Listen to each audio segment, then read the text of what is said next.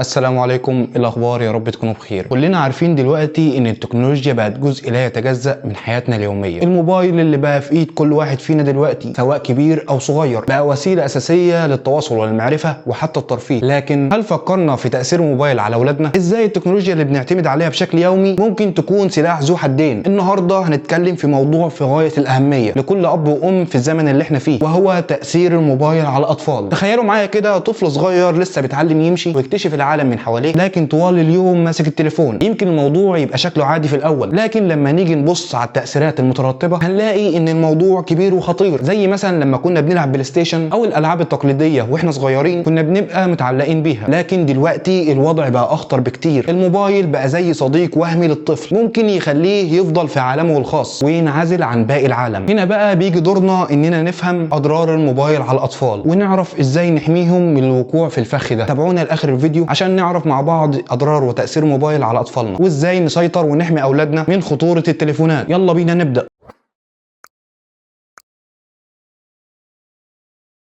قبل اي حاجه نتكلم الاول عن ادمان الاطفال للتليفونات. خليني اضرب لك مثال بسيط. تخيل ان ابنك او بنتك ماسكين الموبايل طوال الوقت حتى وهم بياكلوا او بيكونوا مع اصحابهم، وده بالظبط زي ما يكون طفل صغير عنده لعبه جديده ومش عايز يسيبها. الادمان هنا بيبدا لما الطفل يحس ان الموبايل هو وسيلته الوحيده للمتعه والتسليه. زي لما تشوف في المولات اطفال كتير قاعدين قدام الشاشات بتاعتهم ومش حاسين بالوقت ومش مستعدين يسيبوا الموبايل علشان يعملوا اي حاجه تانية، وده بسبب ان الالعاب والتطبيقات بتستهدف افراز هرمون السعاده اللي هو الدوبامين في المخ. زي ما يكون الطفل بياخد جرعه سعاده في كل مره يكسب في لعبه او يتفرج على فيديو. النتيجه ان الطفل يبدا يطلب وقت اطول واطول عشان يحس بنفس الاحساس، وده اللي بيخلق حاله من الادمان. النقطه الثانيه التاثيرات الصحيه. تخيل معايا ان ابنك كل يوم بيقضي ساعات طويله قدام الموبايل. الموبايلات بتطلع اضاءه زرقاء قويه بتاثر على عيون الاطفال وبتتعبهم مع الوقت، وممكن تسبب في مشاكل زي جفاف العين او ضعف النظر. ده زي بالظبط لما تبص للشمس فتره طويله عينك بتتعب وتحس باجهاد. كمان الاستخدام المفرط للموبايل بيخلي الاطفال ما يتحركوش كتير، يعني وقت الجري او اللعب في الشارع اللي كنا بنعمله زمان مش موجود، وده بيأثر على صحتهم البدنيه وبيعرضهم لمشاكل زي السمنه او ضعف العضلات. ومش ناسين طبعا ان قعده الموبايل قبل النوم لفتره طويله بيأثر على جوده نوم الاطفال، وده بيخليهم يحسوا بتعب ومش مركزين طول اليوم. النقطه الثالثه التأثيرات النفسيه. الاستخدام المفرط للموبايل ممكن يكون له تأثيرات نفسيه خطيره. لو طفلك بيقضي وقت طويل قدام الموبايل ده معناه ان ممكن يكون عرضة لحالات زي الاكتئاب او القلق، زي ما بنتعرض احيانا لمحتويات غير مناسبه على السوشيال ميديا. الاطفال كمان ممكن يتعرضوا ليها، وده ممكن يخلي الطفل يقارن نفسه بغيره ويحس انه اقل او مش محبوب زي باقي الاطفال. وفي المثال ده تلاقي الطفل ممكن يكون عنده حاله من القلق والتوتر، زي ما يكون مش عارف يتعامل مع العالم الحقيقي لانه اتعود على التواصل مع الناس من خلال الشاشات وبس. النقطه الرابعه التاثيرات الاجتماعيه. لو بصيت على طفل ماسك الموبايل لوقت طويل هتلاقي انه مش بيقدر يتفاعل مع الاطفال التانيين او حتى مع الكبار. ليه؟ لانه اتعود ان كل حياته بتدور حوالين شاشه الموبايل. وده زي طفل في المدرسه مش عارف يتكلم مع زمايله او يشارك الانشطه الاجتماعيه لان مهارته الاجتماعيه ضعيفه. ولما الطفل يتعود على التواصل من خلال الشات او الالعاب فقط هيبقى عنده صعوبه في التفاعل المباشر، وده بيأثر على ثقته بنفسه وقدرته على بناء علاقات اجتماعيه سليمه. النقطه الخامسه التأثير على التطور الذهني. الموبايل ممكن يأثر على التطور الذهني للاطفال لانهم بدل ما يبنوا قدرتهم العقليه عن طريق الالعاب الاجتماعيه او الانشطه اللي بتشجع على الابداع والتفكير بيقضوا وقتهم قدام الشاشه. زي ما تقول كده بدل ما يقعد يبني برج من المكعبات اللي بتساعده يفكر في حلول، هو قاعد يلعب لعبه جاهزه مش محتاجه تفكير كبير. الاطفال في السن ده محتاجين يتعلموا من التجارب الحقيقيه مش مجرد لمس شاشه. النقطه السادسه التعرض للمحتوى الغير لائق. الموبايل بيخلي الاطفال معرضين لمحتويات غير لائقه او غير مناسبه لسنهم بسهوله، زي ما تلاقي طفل بيلعب لعبه ويظهر له اعلان غير مناسب او بيدخل على فيديو مش مناسب لسنه. هنا لازم الاهل ياخدوا بالهم ويستخدموا تطبيقات الرقابه الابويه او يحددوا وقت محدد للاستخدام. في تطبيقات رقابه ابويه وتطبيقات تانية لتحديد وقت محدد للاستخدام عشان يضمنوا ان الاطفال ما يتعرضوش لمحتويات ممكن تاذيهم. النقطه السابعه ازاي تتعامل مع الموبايل بشكل صحي. عشان نحافظ على اطفالنا من اضرار الموبايل لازم نعلمهم استخدامه بشكل صحي، زي مثلا اننا نحدد لهم وقت معين لاستخدام الموبايل ونشجعهم انهم يلعبوا العاب حركيه او يشاركوا في انشطه رياضيه او فنيه. كمان نحاول نشاركهم في اختيار التطبيقات والالعاب المناسبه ونشجعهم في استخدام الموبايل في حاجات تفيدهم زي الالعاب التعليميه. النقطة الثامنة، ازاي تحمي طفلك من اخطار التليفون. ممكن نحمي اطفالنا من اخطار الموبايل عن طريق اننا نكون قدوة ليهم باستخدامنا للموبايل، يعني ما نبقاش ماسكين الموبايل طوال الوقت قدامهم. وكمان نستخدم ادوات الرقابة الابوية على الاجهزة ونحدد قواعد للاستخدام زي مواعيد معينة، وتجنب التليفون قبل النوم مباشر. في النهاية استخدام التليفون بقت جزء من حياتنا اليومية ومش هنقدر نمنعها تماما، لكن اللي نقدر نعمله اننا نعلم اولادنا ازاي يستخدموه بشكل صحي وامن، زي ما بنعلمهم ازاي ياكلوا اكل صحي او يمارسوا الرياضة. لازم نعلمهم كمان ازاي يستخدموا الموبايل بطريقة تفيدهم وما تأذيهمش. لو عجبتكم النصايح دي ما تنسوش تعملوا لايك وشير للفيديو، وشاركونا في التعليقات ارائكم. شكرا لكم ونشوفكم في فيديو جديد.